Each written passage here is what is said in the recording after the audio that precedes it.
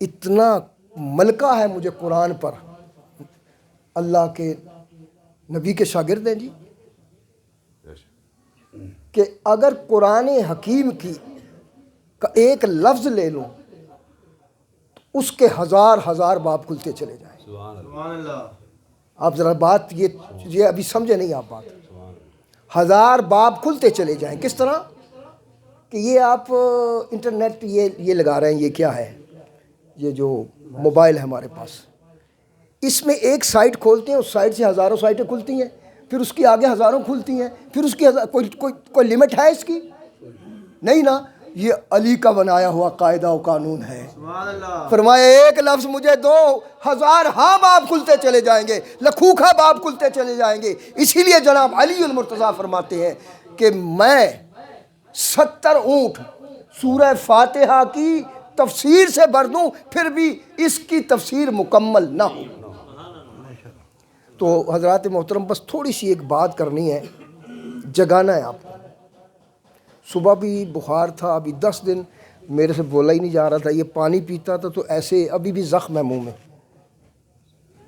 ابھی بھی مجھے پتہ نہیں، سمجھ نہیں آتی۔ ہم علی کے نعرے لگاتے ہیں، ہم یا حسین کرتے ہیں، ہم غوث اعظم کے نعرے لگاتے ہیں، لیکن جب عملی پہلو آتا ہے وہاں زیرو ہو جاتا ہے۔ مجھے کوئی ایک اللہ کا نبی دکھا دے، ایک نبی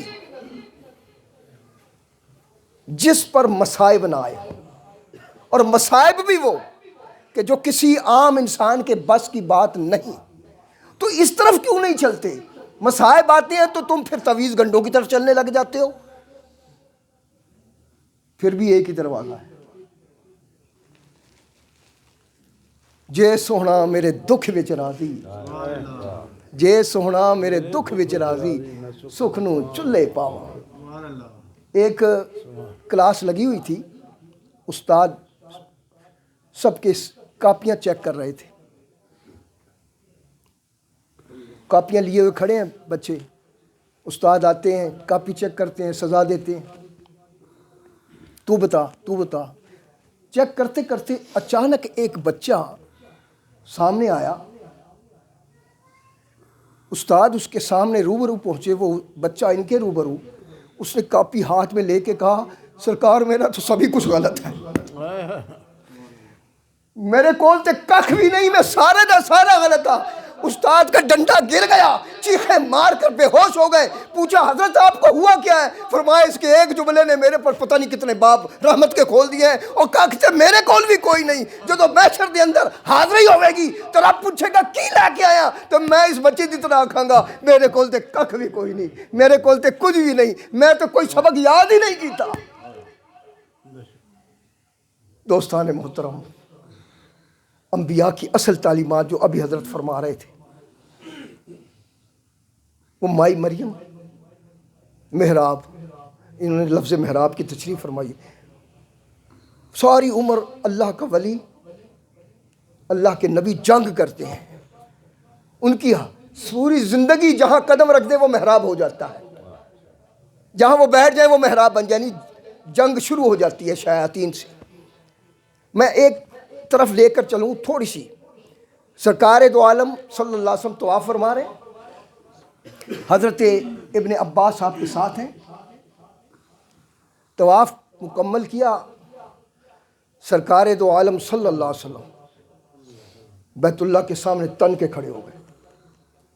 فرمایا او بیت اللہ، تو کیا سمجھتا ہے تو بڑی شان والی چیز ہے، تو بڑی عظمت والی ہے؟ ہاں تو عظمت والا ہے، شان والا ہے، لیکن کیا مومن سے زیادہ شان والا ہے؟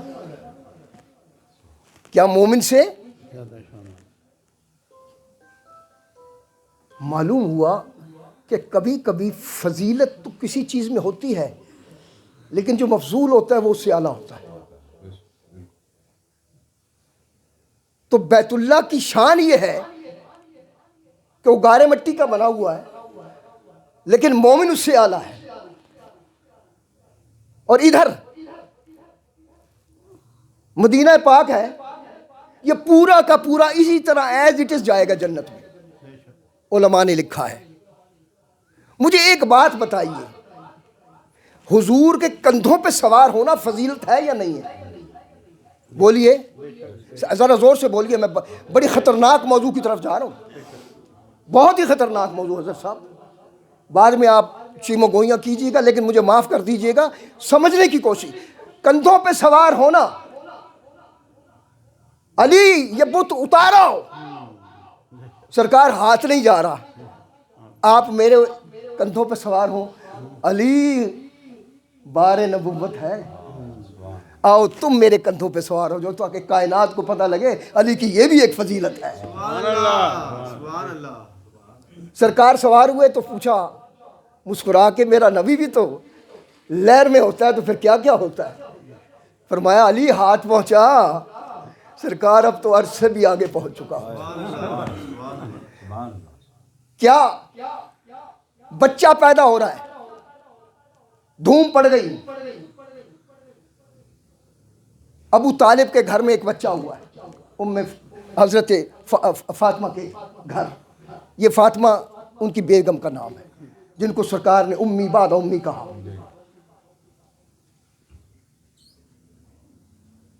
سرکار آئے، گود میں لیا، آنکھیں کھول دی، کیا نظارہ صورت رسول، چھوٹی سی معمولی سی فضیلت ہے، آنکھیں نہیں کھول رہی، روایت ہے آنکھیں کھلی تو یعنی یوں تہیا کیا ہوا ہے کہ آنکھوں میں جو پہلی اس دنیا میں چیز نظر آئے گی وہ چہرہ مصطفیٰ ہوگا۔ ایسے ہی ہے، حضور اپنے لعاب دہن سے لپیٹ کر کھجور چبا کر علی کے منہ میں ڈالیں گے، تھوڑی سی فضیلت ہے؟ اچھا اب بس سمیٹتا ہوں، ہم کہتے ہیں علی مولود کعبہ ہیں، حافظ صاحب کیا کہتے ہیں؟ اور اندھا دھند کتا کان لے گیا، بھاگ رہے ہیں، کون سی روایت میں ہے؟ کہاں ہے؟ اگر وہ مولود کعبہ تھے، انہوں نے تو نبی پاک کے ساتھ آپ کی زندگی کی بے شمار برات فضائل نہج البلاغہ میں بیان کیے، کہیں نہج البلاغہ میں کوئی خطبہ ہے کہ میں مولود کعبہ ہوں؟ کسی حدیث میں ہے کہ میں مولود کعبہ ہوں؟ کیا سرکار نے فرمایا یہ مولود کعبہ ہے؟ یہ تو فرمایا کہ جس کا میں مولا، لیکن اس کی بھی ایک سیاق و سباق ہے، جہاں تم لے کے جا رہے ہو نا یہ معاملہ نہیں ہے یہ۔ اور اچھا آئیے، حضور کے کتنے فیصلے روحانی اور کتنے سیاسی ہیں، چلیے یہ بتائیے پھر حضور علیہ السلام کی حیات مبارکہ دو حصوں میں بٹی ہوئی ہے، وَمَا يَنْطِقُ عَنِ الْهَوَىٰ إِلَّا وَحْيٌ يُوحَىٰ، میرا محبوب بولتا ہی نہیں جب تک میں اس کے منہ میں زبان نہ ڈالوں، جب تک میں اس کو لفظ نہ دوں، اس کے دل پہ القاء نہ کروں۔ حدیث کی قسمیں، ایک حدیث وہ ہے جو تلاوت کی جاتی ہے، حدیث مطلوع یعنی جبریل لے کر آئے، یہ قرآن ہے، ایک حدیث قدسی ہے، یہ کلام ہے، یہ بھی اللہ کا لیکن زبان مصطفیٰ ہے، اور ایک ہارٹ لائن پہ بھی رابطے ہوتے ہیں۔ ہاں جی، بدل وہی کی اقسام، وہی کا کیفیت میرے نزدیک جو میں نے اپنے بزرگوں سے سنا، فرمایا حدیث صحابہ نے فرمایا کہ کبھی کبھی تو گھنٹیوں کی آواز ہوتی تھی، اور کبھی کبھی ایسے جیسے مکھیوں کا، شہد کی مکھیوں کا چھتا ہے اس میں بھن بھناہٹ ہوتی ہے۔ اچھا یہ ایک ذہن میں رکھیے، یہ رسول اللہ صلی اللہ علیہ وسلم کا فرمان نہیں ہے، یہ صحابہ کے امتیازات ہیں اور صحابہ کے تاثرات ہیں، یہ صحابہ کے تاثرات ہیں۔ میرے سے ابھی پیچھے کسی نے سوال کیا تھا، میں نے کہا یہ صحابہ کے تاثرات ہیں، اور تاثرات ایک بندے کا، ہم جب میٹرک میں پڑھتے تھے تو ہمارا جب ڈرائنگ کا امتحان ہوا تو انہوں نے ایک سیب رکھا اور مختلف اینگل سے انہوں نے کہا بناؤ، جس نے جو اینگل دیکھا وہ ٹریس کر دیا، جس نے جو اینگل دیکھا وہ اس کو بنا دیا، تو یہ صحابہ کا اینگل ہے۔ ہوتا کیا تھا؟ جبریل آ کر کائنات کو پردوں سے ڈھانپ دیتے تھے، فرمایا اب آپ سے ملاقات کرنا چاہتا ہے۔ پی ایس جو ہے اس کے پاس فون آتا ہے، وہ فون سارے بند کر کے، سر فون ہے، فلاں صاحب کا فون ہے، اچھا لگا دو، وہ سارے فون نمبر بند کر دیے، صاحب کی صاحب سے گفتگو ہو رہی ہے، صاحب کی صاحب سے گفتگو ہو رہی ہے۔ ارے جبریل کیا کہتا ہے؟ کیا جبریل نے علم دیا ہے؟ جبریل نے بھینچا، اپنی پوری طاقت لگا دی، مصطفیٰ نے کہا جتنی طاقت ہے اور لگا دے۔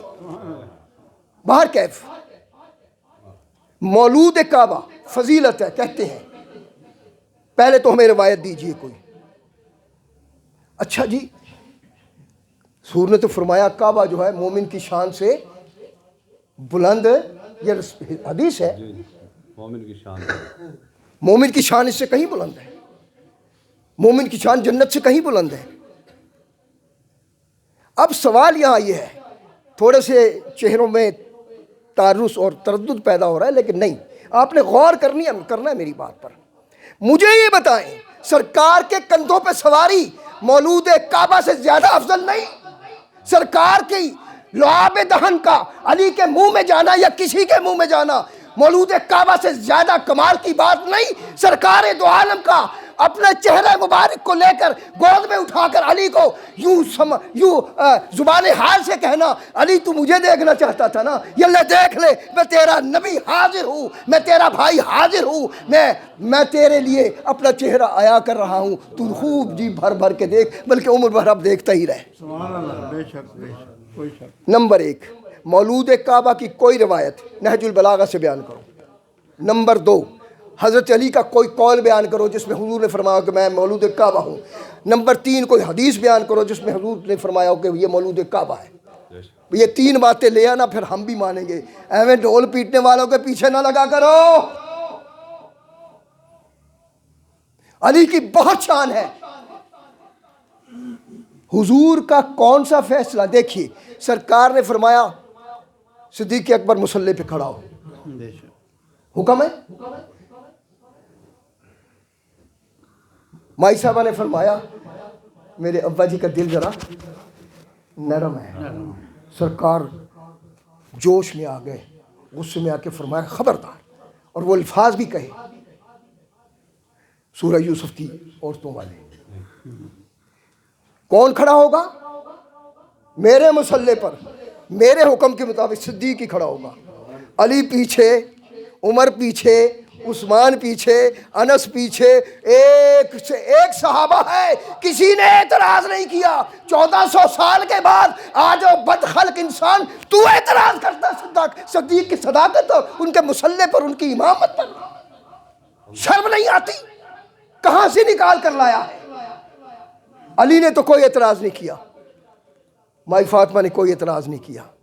1 دن نہیں، 2 دن نہیں، 25 سال حضرت علی صدیق کے بھی مشیر ہیں، عمر کے بھی مشیر ہیں، عثمان کے بھی مشیر ہیں۔ اور پھر ایک اور من گھڑت سی روایت کہ جی علی جب وصال ہوا تو ان کو ایک گھوڑے پہ رکھ کر جنگل میں کہا مجھے چھوڑ دینا، وہ پھرتے رہے۔ اور خدا کے بندو کیا غضب کر رہے ہو؟ جناب علی المرتضیٰ جس وقت ان کی شہادت ہوتی ہے، کوفے کی جامع مسجد میں ان کو ابن ملجم خنجر مارتا ہے، پورے ہوش و حواس میں ہیں وہ، 2 دن حیات رہے وہ، اور فرمایا میرے قاتل کو ایک ہی ضرب سے مارنا، اور یہ میرا شربت رکھا ہوا جو ہے نا یہ اس کو پلا دینا۔ ایک خلیفہ وقت ہے، آپ کو تو یہ بھی نہیں پتا علی کا جنازہ کس نے پڑھایا تھا؟ حضرت حسن نے۔ یار ان کے حسن بھی موجود ہیں، حسین بھی موجود ہیں، آل بھی موجود ہے، ازواج بھی موجود ہیں، بے شمار ان میں سے بچے بھی موجود ہیں، 9 بیٹے تھے آپ کے مختلف ازواج سے، سارے کے سارے غائب ہو گئے۔ ایک خلیفہ وقت ہیڈ آف دی اسٹیٹ ہے، کوفہ دارالحکومت ہے، وہیں پر آپ کو شہید کیا جا رہا ہے۔ کیا پوری دنیا میں پورا کوفہ یا پورا عرب و عجم جو آپ کے زیر نگی ہے سارے بھول گئے اور ان کی قبر کا نشان نہیں مل رہا، ان کی جنازہ پڑھانے والا کوئی نہیں مل رہا؟ خدا کا خوف کرو، کن پھول بھلائیوں میں ابن سبا کی من گھڑت روایات میں مت آؤ۔ 3 آج کل شعبے ہیں، یہ سن لو۔ ایک ہے اثنا عشری، 12 امام کو ماننے والے، ہم بھی امام کو مانتے ہیں، لیکن ہمارا ماننے کا امام کا عقیدہ وہ نہیں ہے جو ان کا ہے۔ یہ امام کو صاحب وحی مانتے ہیں، اور وہی کا سلسلہ امام غیب جو چاہے اپنے جانشین کو کرے، اور قرآن کے مقابلے پر کوئی بھی حکم 30 دوسرے ہیں شش امامی، آغا خانی، علی علیہ السلام، حسن، حسین، امام زین العابدین اور امام جعفر صادق، یہ چھٹے امام ہیں۔ ان کی 4 اولادیں، ان میں سے بڑے ہیں اسماعیل اکبر، یہ اسماعیلی ان کی اولاد میں سے، اور یہ فاطمی ہیں، یعنی کہ پکے یہ حضرت علی اور فاطمہ کی اولاد ہے۔ مصر کے بادشاہ بھی رہی، اس لیے پرنس کہلاتے ہیں، لیکن ڈگر سے ہٹ گئے۔ امام جعفر نے فرمایا بس مجھے دنیا بڑی ملے گی، باقی ککھ نہیں تواڈے کول، دنیا بڑی ملے گی، بس بات کو سمیٹتا ہوں۔ اور یہ ہیں بورے، یہ 3 اماموں کو مانتے ہیں۔ یہ باتیں ضرورت کی باتیں ہیں نا، ہمیں معلوم ہونا چاہیے۔ وہ 3 اماموں کو مانتے ہیں، اور تینوں کے عقائد میں امام کا عقیدہ کبھی تو الوہیت پر چلا جاتا ہے، اور نبوت تو ہے ہی ہے، وہی تو انہیں آتی ہے۔ تو حضور کا کون سا فیصلہ سیاسی تھا اور کون سا؟ حضور علیہ السلام نے صدیق اکبر کو کھڑا کیا مصلی پہ، یہ فیصلہ سیاسی تھا یا روحانی تھا؟ بتائیں، نہیں سمجھ آ رہی؟ روحانی تھا۔ ہائے ہائے، میرے نبی کا کوئی فیصلہ سیاسی نہیں ہے۔ وما ینطق عن الہوی الا وحی یوحی، مصطفیٰ بولتا ہی نہیں جب تک اللہ پناہ فرمائے۔ تو جب یہ روحانی فیصلہ تھا، روحانی سیاسی دونوں تھے، مطلب ہے کہ سیاست تو اس میں آ گئی، لیکن ہے یہ روحانی، وہ سیاست بھی روحانی، امامت بھی روحانی۔ تو پھر اس پر اعتراض کس کو ہے جی؟ اعتراض کرنے والے کے بارے میں سوچئے۔ اس کے بعد عمر فاروق رضی اللہ عنہ، علی نے تو کہیں اعتراض کیا ہی نہیں۔ اس لیے دوستان محترم،